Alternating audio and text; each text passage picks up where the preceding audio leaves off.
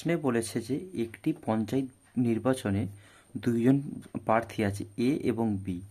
প্রার্থী এ 42% ভোট পেয়েছে এবং বি এর কাছ থেকে 8,000 ভোটে পরাজিত হয়েছে বা হেরেছে। তাহলে মোট ভোটার সংখ্যা নির্ণয় করতে বলেছে।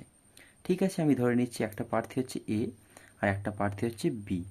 ঠিক আছে, এবার বলছে যে এ প্রার্থী 42% ভোট পেয়েছে এবং আমরা জানি যে কোনো শতাংশ হচ্ছে 100% আমরা ধরে থাকি।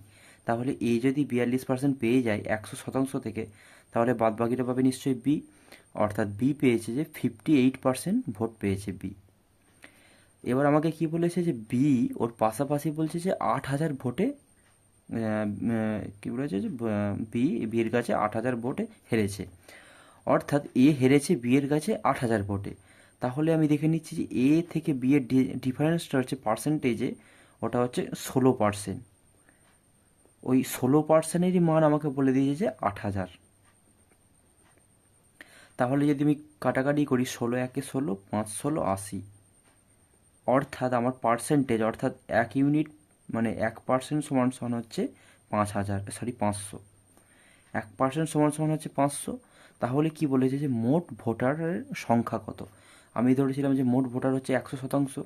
তাহলে 1% সমান সমান যদি হচ্ছে 500 হয়, তাহলে 100% সমান সমান হচ্ছে, বা মোট ভোটার সমান হচ্ছে 500 ইন্টু 100, অর্থাৎ 50,000 হলো আমাদের প্রশ্নটির সঠিক উত্তর, যেটা আছে আমাদের অপশন নাম্বার 4-এতে।